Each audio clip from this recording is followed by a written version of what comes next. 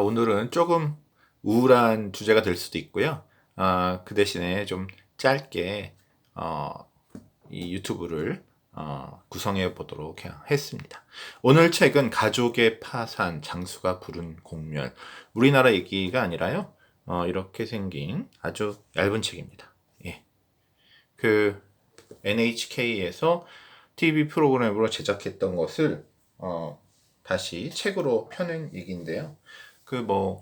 TV 프로그램이라서 좀 이렇게 무슨 이렇게 통계적이고 객관적인 거라기 보다는 사례 중심으로 좀 자극적인 얘기가 많이 있지만 그래도 우리에게 시사점이 있을 것 같아서 제가 간단히 소개하고자 합니다. 일본은 뭐 우리의 미래라는 얘기를 많이 하죠. 일본이 우리나라보다 고령화를 일찍 시작해서 고령화 문제가 이미 시작하고 있고요. 우리는 고령화 하지만 아직 그 고령화 문제가 본격적으로 시작한 것은 아닌 것 같습니다. 지금 우리는 인구가 제일 많은 세대가 50대인 걸로 보는데 50대가 아직 퇴직을 안 한 반면 일본은 이제 우리의 인구가 많고 경제가 성장했던 세대가 이미 퇴직한 지가 상당히 지났죠. 그래서 또 지금부터 한 10년, 20년 후에, 즉 제가 지금 51세인데 한 60대 후반쯤 됐을 때 우리에게도 일어날 수 있는 일이 일본에서 일어나고 있다라는 겁니다. 특히 이게 무슨 학문적인 거라기보다는 또는 국가 전체 차원이라기보다는 가족이 어떻게 변하냐. 즉 그런 거는 학자들이 예상하고 연금이 부족하다 이런 얘기를 하지만 막상 고령화가 일어났을 때 가족들이 어떻게 변하는가. 단순히 고령화뿐만 아니라 저성장이 함께하는 고령화죠.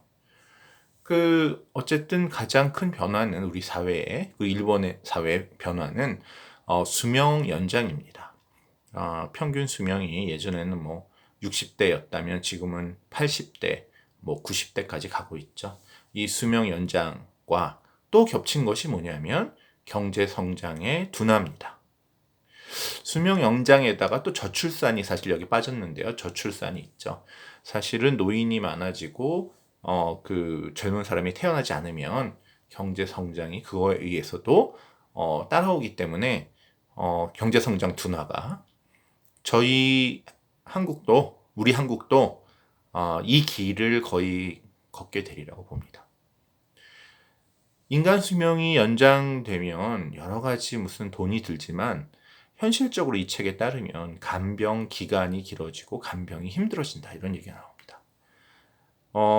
간병도 무슨 사람을 사서 써서 하루에 10만 원씩 주고 몇만 원씩 주고 집에서 상주하면서 연로하신 할머님을 돌보게 하면 문제가 없겠으나 일반 사람이 감당하기는 좀 힘들죠. 그래서 그 중간 이하의 사람들은 타인을 고용해서 하는 간병이 실질적으로 너무 어렵습니다.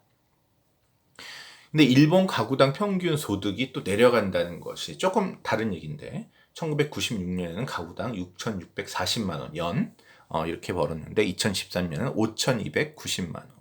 즉 20년도 되기 전에 이게 늘어나도 부족할 수입이 줄어들었다는 얘기입니다. 어떤 한 가정의 예를 통해서 이야기가 전개되고 있어요. 몇 가정의 예를 통해서. 노인인 아버지가 있습니다. 68세. 아버지, 어머니, 그리고 아들, 딸이 있는데요. 아들은 거의 40 다 됐고요. 딸도 30대 후반입니다. 그런데 이 가정의 주 수입원이 아버지입니다. 아버지는 고도 성장기에 꽤 좋은 직장에 다녔고 이제 퇴직은 했지만 내가 매년 계약직 촉탁사원으로 좀 일하겠다라고 했더니 기술이 있으시니까 일하세요라고 해서 꽤 수입이 괜찮은 편이다라고 합니다. 몇 천만 원씩 받는 거죠.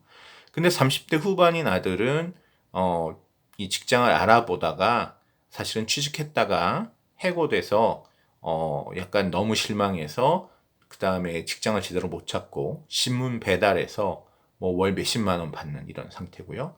딸도 30대 후반인데 계속 한 일이라고는 고등학교 졸업하고 마트에서 일한 거 정도입니다. 둘은 형편없고 자기 용돈을 쓰는 그런 수준인 것 같습니다. 그리고 둘은 이제 뭐 나이도 거의 40이 다 됐기 때문에 금전적으로 자기가 독립하는 거를 포기했는데, 문제는 68세 아버지가 몸도 안 좋고 아무리 오래 근무해도 70세면 이제 근무를 못 할 텐데, 이 가족은 모두 이거에 걱정인 거죠. 특히 아버지가 70세까지 일하면서 그 돈을 잘 모아놨다면, 그 돈으로 이제 그 뭐 노후에 이제 아버지 어머니는 살 수 있는데, 이 아들 딸이 독립을 안 하고 계속 얹혀 살면서 얘네들을 이렇게 부양하고, 더 나아가서 이제 아버지 어머니는 얘네들이 이제 독립을 어떻게 시키든지, 어떻게 자기네들이 죽고 나서 애들한테 뭘 해줘야 되나, 이런 걱정까지 이제 당연히 하고 있는데, 이러다 보니까 오히려 이 아들 딸이 문제가 아니라 부모도 돈이 없다는 거죠. 노후 대책이 이제 촉닥지고 그만되면. 그러니까 사실은 이런 부모랑 같이 살다가 가족 전체가 파산을 앞두고 있는 그런 상황이라고 합니다. 또 하나는 이제 간병을 하다가 실직을 하는 겁니다. 즉 앞에 예는 자녀들이 제대로 된 직장을 못 갖고 포기하고, 왜냐하면 아버지는 좋은 직장 다녔지만, 그러니까 저희도 그럴 겁니다. 지금 저희 50대는 괜찮은 직장에 취직해서 다니는데, 저희 자녀 세대는 그렇지 못한 젊은이들이 꽤 있을 것이고, 그 젊은이들이 지금은 20대지만 만약에 20년쯤 지나서 40대가 돼버리면 그 사람들은 계속 비정규직이나 이런 걸 전전하다가, 또 이게 다 경제 성장률이 낮기 때문이죠. 경제 성장률이 낮아서 임금이 낮아지니까 아버지는 옛날에 봤던 그래도 그 가닥이 있어서 돈을 많이 버는데, 자녀들은 돈을 못 버니까 오히려 늙은 아버지가 뭐 3, 40대 자녀를 이렇게 부양하는. 근데 결론적으로 제가 어디서 들었는데 그렇게 하면 안 된다고 합니다. 그렇게 하면 아버지 어머니도 파산해서 가족 전체가 파산하기 때문에 자녀들을 이렇게 자기가 끝까지 책임진다라는 생각을 좀 바꿀 필요가 있다. 이런 얘기를 저도 이 책은 아니지만 딴 데서 들은 적이 있고요. 이 사람은 80대 아버지를 간병하기 위해서 이사를 와서 아버지랑 같이 사는데요. 또 자기 자신도 비정규직이라서 자기 집세 내고 막 이렇게 어려운데 아버지 연금에다가 자기가 벌어오는 돈을 합해서 살려고 하는 이런 사람이 있다는 거죠. 근데 문제는 이 간병이라는 게 쉬운 게 아니라서 밤에 간병하고 낮에 일한다. 그 간병도 제대로 안 되고 간병하다가 또 직장도 제대로 안 되는 이런 모순된, 둘 다 안 되는 그런 경우가 많이 생긴다고 합니다. 그래서 취업 빙하기의 세대가 비정규직을 전전하다가 그대로 중년이 된 느낌이다라는 것이 이제 책에 나오는 문장입니다. 뭐 간단히 소개를 드렸는데요. 뭐 해결책도 없고요. 근데 하여튼 경제 성장이 둔화되고 고령화가 심해지면 단순히 뭐 국가 전체적인 차원이 아니라, 물론 뭐 대부분의 풍요로운 가정에선, 대부분이 아니라 이렇게 경제적으로 좀 풍요로운 가정에서는 헤쳐나갈 수 있지만, 상당수의 이제 경제적으로 어려운 가정에서는 이런 문제들이 생길 것이다. 일본에 생기고 있고 우리도 이런 문제가 생길 거라는 것을 좀 예상을 해야 되지 않을까, 그런 의미에서 이 책을 소개해 드렸습니다.